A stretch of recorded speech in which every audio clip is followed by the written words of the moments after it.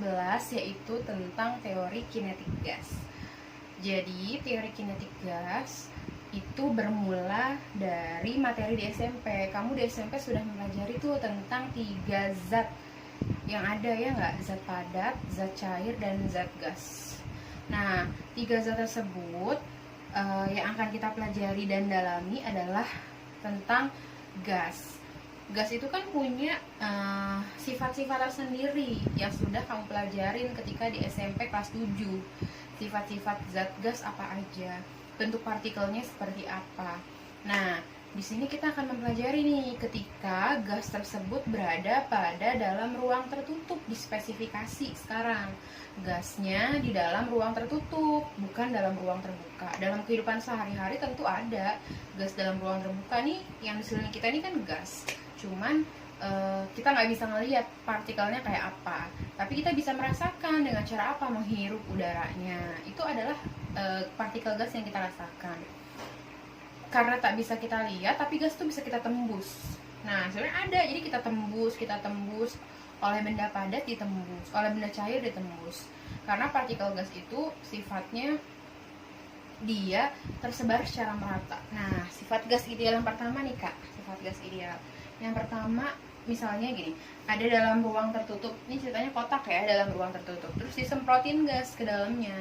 Ketika kita semprotin gas ke dalam ruang tertutup, ternyata gas yang terdapat pada ruang tertutup tersebut memiliki sifat-sifat seperti gas ideal, memiliki sifat-sifat yang mendekati ideal. Walaupun dalam kehidupan sehari-hari nggak ada sih sebenarnya dikatakan ideal, cuman dia mendekati ideal. Nah, apa sih sifat-sifat gas ideal tersebut? Yang pertama, partikel gas tersebar secara merata. Ketika disemprotin kan partikel-partikelnya berada pada dalam ruang tersebut dong. Nah, partikel tersebut bergerak secara merata, tersebar secara merata di dalam ruangan itu. Nggak mungkin dia mengumpul di satu sisi. Kayak model zat cair. Zat cair kalau misalnya dalam boxnya kita miringin, dia akan mengumpul di satu sisi di tempat titik berat box tersebut. Tapi kalau gas tidak, dia akan tersebar merata maupun mau bentuknya seperti apapun gitu. Nggak terpengaruh oleh volume benda, tidak terpengaruh oleh bentuk benda, nggak berpengaruh. Nah, yang kedua, partikel bergerak ke arah sembarang. Maksudnya apa? Partikelnya bergerak arah sembarang, bisa aja ke atas, nggak selalu bergeraknya ke samping gitu, enggak. Kan kalau benda padat, mobil gitu misalnya ya, dia udah pasti bergeraknya ke arah horizontal, dia nggak mungkin bergerak vertikal kan. Kalau gas itu dia bergeraknya arah sembarang, bisa aja dia bergerak ke arah horizontal, bisa aja bergerak ke arah vertikal, tergantung dengan kecepatan gas tersebut atau tubuhkan dengan gas yang lain, partikel gas tersebut. Yang ketiga, terjadi tumbukan lenting sempurna. Di kelas 10 kamu udah belajar tentang tumbukan lenting sempurna, ya kan Kak? Terjadi kalau apa? Kalau terjadi tabrakan dan dia memantul, itu namanya tumbukan lenting sempurna, gitu kan? E-nya sama dengan 1, koefisien restitusi. Nah, pada gas juga gitu, karena dia dalam ruang yang terbatas, ketika dia menubruk dinding atau menubruk gas yang lain, dia akan terpantul. Terpantul kemana? Balik posisi semula. Misal, ini gasnya, dia nubruk ke sini, maka dia akan kembali terpantul ke arah sana, gitu. Itu partikel gas. Yang keempat, gaya tarik menarik partikel diabaikan. Kan gaya tarik menarik partikel gas itu kecil karena letaknya berjauhan. Karena sangat kecil, maka kita bisa abaikan nilainya. Nah, ukuran partikel lebih kecil dibanding jaraknya. Partikel gas sangat kecil dibanding jaraknya yang besar antara partikel yang satu dengan partikel yang lain. Kan jaraknya sangat besar karena berjauhan letaknya.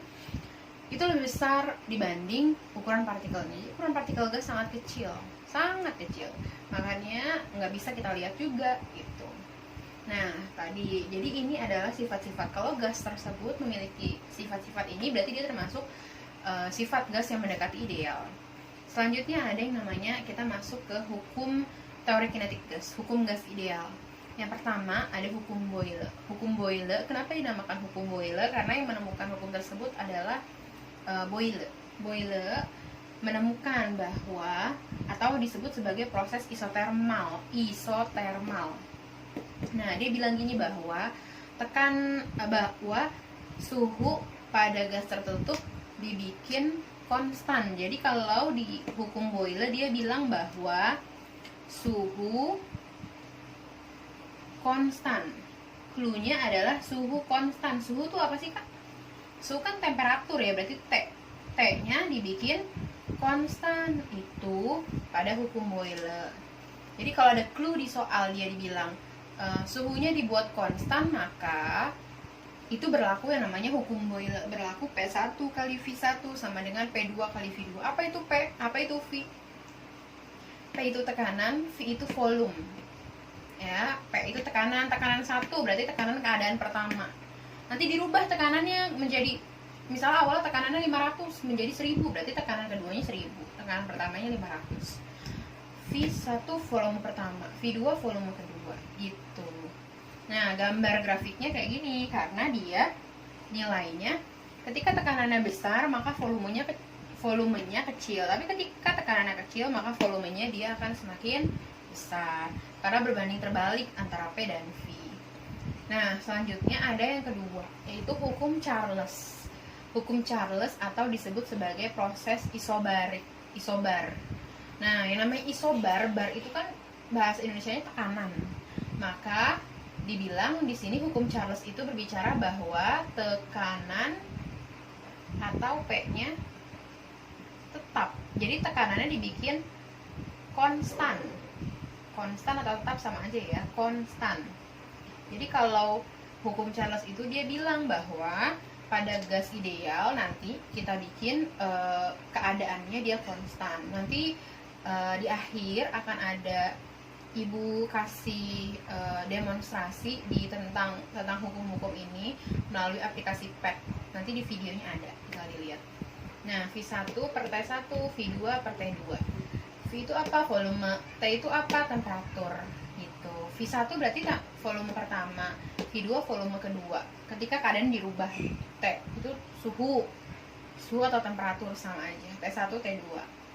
Nah, ada yang ketiga itu hukum Gay-Lussac. Hukum Gay-Lussac, karena yang menemukan adalah Gay-Lussac, maka dinamakan hukum Gay-Lussac. Dia berbicara bahwa prosesnya disebut proses isohorik. Apa itu proses isohorik? Proses isohorik itu adalah volumenya sekarang V konstan. Nah, kalau tadi udah ini tekanan konstan, ini suhunya konstan, maka ini V-nya konstan. Karena V-nya konstan, berarti V-nya nggak berubah gitu loh. Yang disebut konstan tuh misalnya tekanannya awal 500 jadi 1000, suhunya awalnya 200 jadi 5000. Volumenya 200, V2-nya juga 200. Jadi volumenya nggak berubah, tidak dirubah, makanya disebut V-nya konstan. Itu berlaku hukum Gay-Lussac. Nah, yang ini ada terakhir terakhir di submateri ini tentang persamaan gas ideal. Jadi persamaan gas ideal itu adalah untuk menghitung besar tekanan, volume, besar suhu pada suatu gas ideal. Nah, ketika nggak ada ketika yang dibikin konstan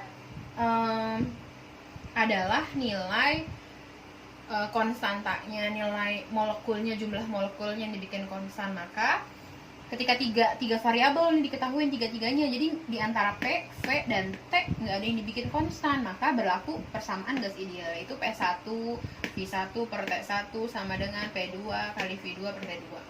Kapan sih Bu dipakai ini gitu ya? Empat ini kapan dipakai? Ketika dipakai kalau misal ini dipakai yang diketahui volume dan suhu. Ini dipakai ketika tiga-tiganya diketahui. Gitu. Nah, ada lagi di sini persamaan gas ideal. Rumus persamaan gas ideal itu dua ini nih. PV NRT. Bedanya apa sih N kecil sama N besar? Ada dua nih, beda ya atas sama bawah. Ini NRT, ini N besar kali K kali T. Nah, kalau N kecil ini bisa dicari dengan cara N per NA, atau satu lagi bisa dicari pakai N itu sama dengan massa per MR. MR itu molekul relatif, nanti Ibu kasih contoh. Nah, N besar itu adalah banyaknya partikel. Kalau yang diketahui banyaknya partikel adalah 20 molekul, maka berarti N besar. Tapi kalau yang diketahui jumlah mol dan satuannya adalah mol, maka yang diketahui adalah N kecil. Na itu bilangan Avogadro. Bilangan Avogadro itu 6,02 kali 10 pangkat 23. K itu tetapan Boltzmann, R tetapan gas ideal. Nah, Na itu nilainya udah pasti di segini, nggak mungkin berubah. 6,02. K itu udah pasti nilainya 1,38 kali 10 pangkat minus 23. Tetapan gas ideal nilainya udah pasti 8,31 Joule per mol Kelvin. Udah pasti segitu. Nah, contoh misalnya gini. Gas ideal berada pada ruang tertutup dengan volume V. Berarti pada berada pada ruang tertutup dengan volume V. Berarti kita anggap ini V1 tulis. Berarti karena gas ideal kan tadi pakai perbandingan. Jadi ada keadaan yang dirubah. Ketika dirubah kita pakai perbandingan. Kita tulis dulu V1 volume awalnya V, tulis V. Terus apalagi yang diketahui kedua? Tekanan P. Tekanan tuh apa? P1 sama dengan P. Selanjutnya apa? Suhu, temperatur. Apa tuh suhu temperatur? T1 sama dengan T. Nah, habis itu dibilang jika volume gas berubah menjadi setengah kali semula, apa yang berubah? Volumenya, volume gas. Berarti V2-nya. Karena ini keadaan kedua nih. Keadaan pertama kan tadi udah dapat. Keadaan kedua berubah jadi setengah kali semula. Berarti kan yang awal nilainya V, berarti setengah dari V, itu V2-nya. Terus apa lagi? Suhunya dinaikkan. Suhu tuh apa? T, temperatur, berarti T2-nya dinaikkan menjadi 4 kali semula. 4 kali semula, semulanya T, berarti 4 kali T. Maka tekanan gas menjadi berapa? Yang ditanya adalah P2. Jadi berapa sih P2 itu? Gitu. Ini ada 3 variabel, ada V, P, dan T. V, P, dan T. Maka ketika tiga-tiganya diketahui, kamu pakai persamaan gas ideal. Tapi kalau cuma 2 nih, misalnya diketahui cuma V sama P, berarti pakainya yang V sama P. Lihat yang ada V sama P, hukum Boyle berarti. Ketika V sama T, berarti cari yang V sama T ini. Ketika P sama T doang yang diketahui, berarti pakainya ini. Ini karena tiga-tiganya kita pakai yang itu ya. Berarti pakai P1. P1 tuh apa sih? Berarti pakai ini P1. P1 berarti P. P dikali V1. V1 V per T1 T sama dengan P2-nya berapa? P2 yang kita cari tahu. Tulis P2 berarti. V2-nya setengah V, tulis setengah V.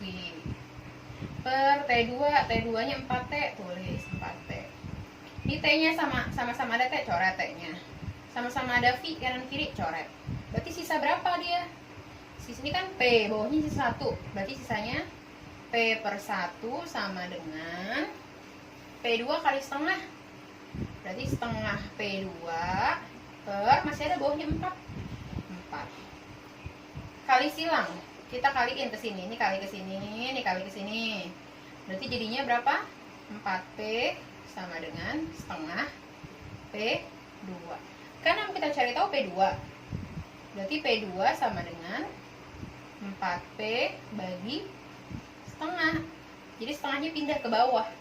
Atau kalau kita bikin jadi perkalian 4P kali dibalik nih. Kalau dibikin jadi perkalian kan dibalik. Kali 2 per 1.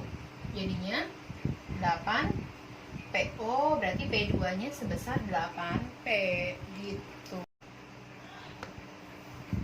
Oke, bismillahirrahmanirrahim. Selanjutnya kita bahas ya Kak tentang contoh dari persamaan gas ideal. Tadi kan di awal kita udah bahas tentang persamaan gas ideal, bahwa persamaan gas ideal itu bentuknya ini, P kali V sama dengan nRT atau P kali V sama dengan NKT. Apa itu P? P itu tekanan, V volume, T temperatur atau suhu gitu ya. Itu udah harus di luar kepala kita. Paling yang masih baru kamu temuin sekarang saat ketemu persamaan ini adalah nilai N, R, N besar dan K. Sebenarnya itu dipelajari di kimia sebenarnya ya. N ini adalah mol, jumlah mol. Kalau di kimia kan belajar jumlah mol itu adalah massa per mR. Nih di pelajaran kimia kelas 10, Ibu ingat massa per mR. Nah, atau bisa juga nanti di persamaan gas ideal itu untuk nyari N itu pakai N besar per Na. Na itu bilangan Avogadro yang ini nih, yang nilainya udah ada 6,02 kali 10 pangkat 23. Jadi kalau ada nilai 6,02 kali 10 pangkat 23, berarti dia termasuk bilangan Avogadro. Kalau K itu tetapan Boltzmann, 1,38 kali 10 pangkat min 23. R tetapan gas ideal 8,31 kali 8,31, atau kadang ada nulisnya 8,314, 8,312, tergantung yang di soal yang diketahui. Kita pakai yang di soal nanti. Nah, ini kita tinggal rubah. Jadi kalau yang ditanyanya N besar itu adalah banyak partikel, atau satuannya dia molekul atau partikel biasanya, itu berarti N besar.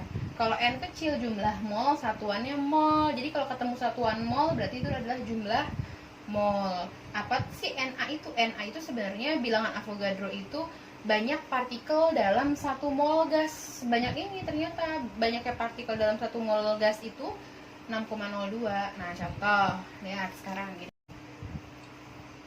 Nah, selanjutnya contoh soal ya Kak. Ini contoh soal pada tentang persamaan gas ideal. Nah, contoh misalnya gini. Sebanyak 3 liter gas argon bersuhu 27 derajat Celcius pada tekanan 1 atm atau 10 pangkat 5 Pa berada dalam tabung. Jika konstanta gas ideal R 8,314, banyak partikel dalam 1 mol gas 6,02 kali 10 pangkat 23 partikel. Berapa sih banyaknya partikel gas argon? Nah, apa aja? Pertama kita cari, ini kan agak panjang, berarti kamu harus mendefinisikan dulu apa yang diketahui di soal. 3 liter gas argon berarti volume sama dengan 3 liter. Nah, tapi kan satuan internasional volume itu meter kubik, berarti ini harus kamu rubah jadi meter kubik. Caranya tinggal dikali 10 pangkat minus 3 meter kubik. Bersuhu 27 derajat Celcius, berarti apa yang diketahui lagi?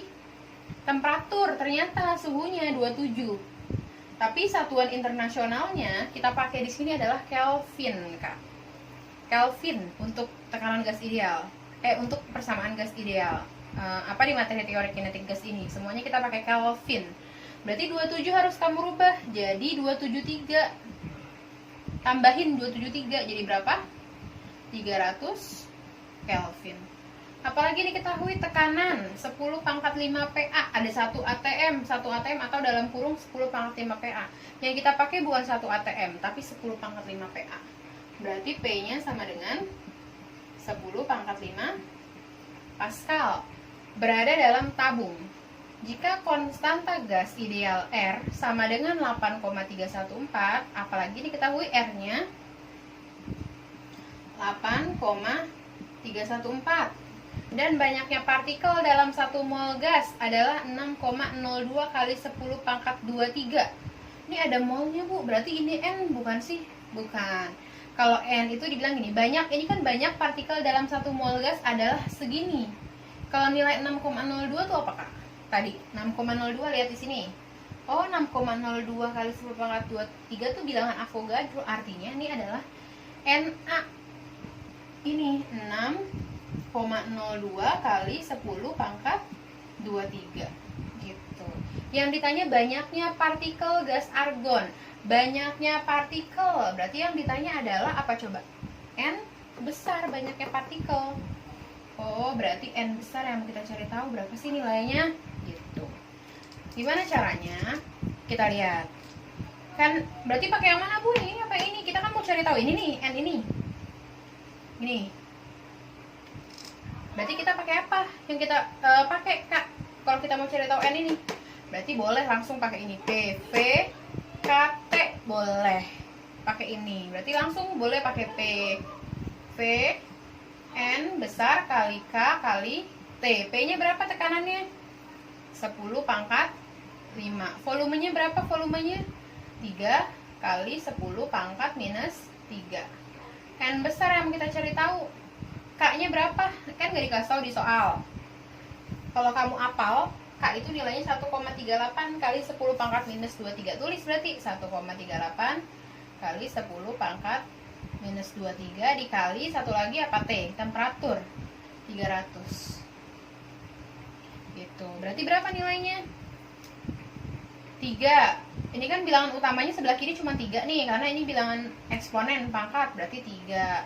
Kalau bilangan pangkat kan pangkatnya ditambah. 5 tambah minus 3 jadinya 2, sama dengan N dikali 1,38 kali 300. Bilangan utamanya dulu yang kamu kali, berarti 1,38 kali 300.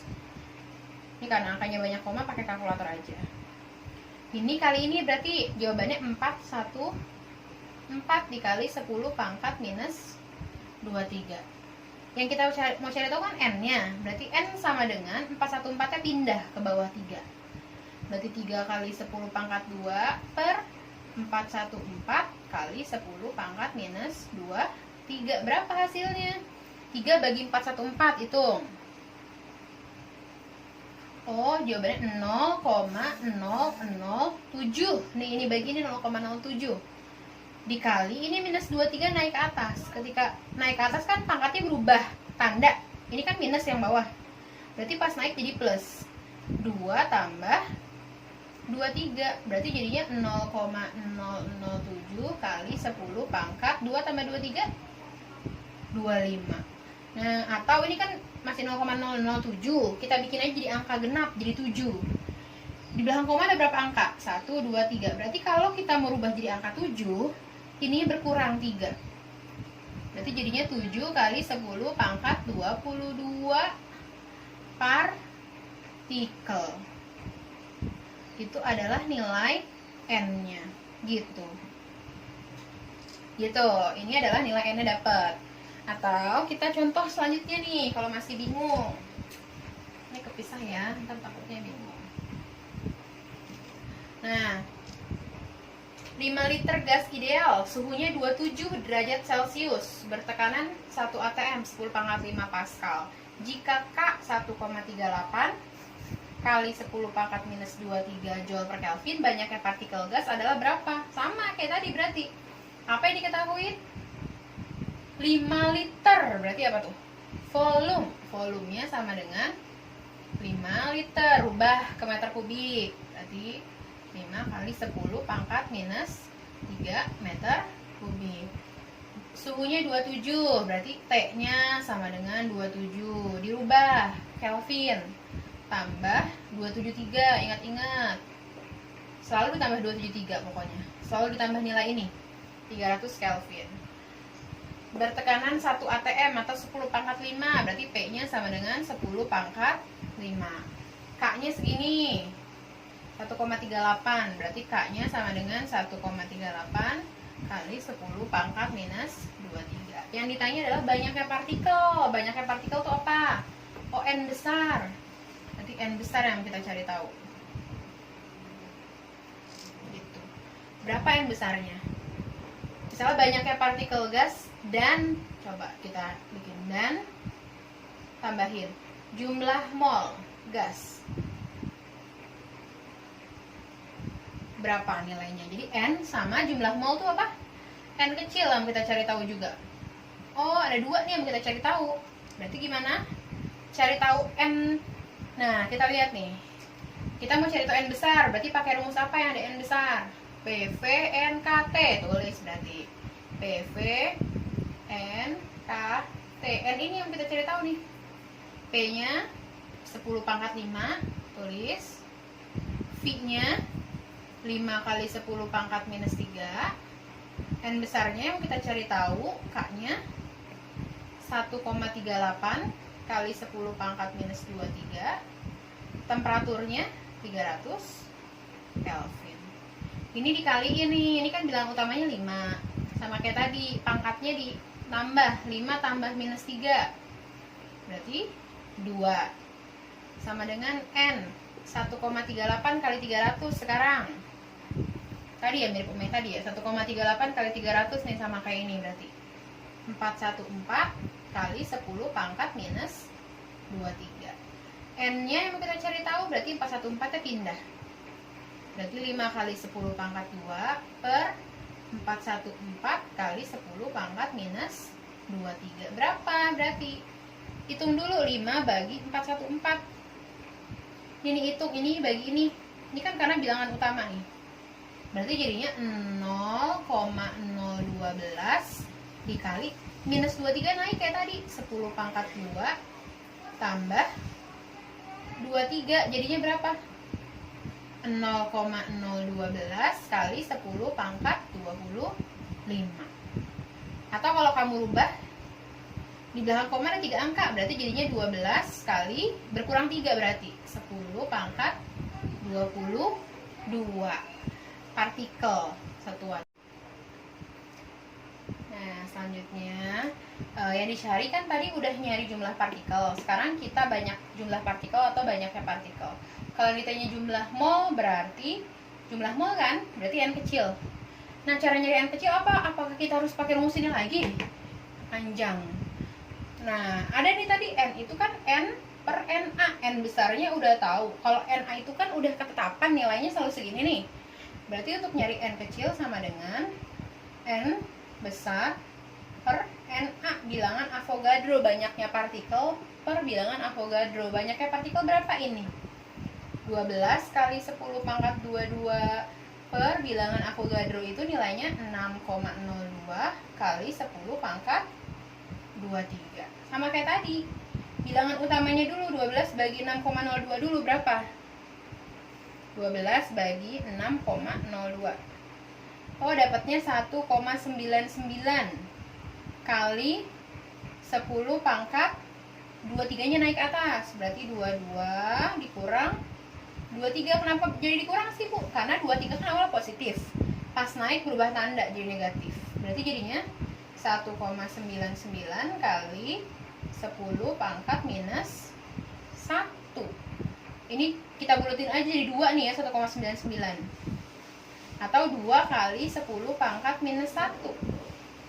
Kalau 2 kali 10 pangkat minus 1 itu artinya apa? Artinya ada satu angka di belakang koma. Artinya kalau kita rubah jadi 0,2 mol. Gitu. Sampai sini. Gitu. Semoga ini bisa dimengerti dulu ya. Ini sampai persamaan gas ideal. Nanti Ibu lanjut di tekanan, kecepatan, dan satu lagi energi di sub materi part kedua tentang teori kinetik gas. Oke, sekian dari Ibu. Kurang lebihnya mohon maaf. Wassalamualaikum warahmatullahi wabarakatuh.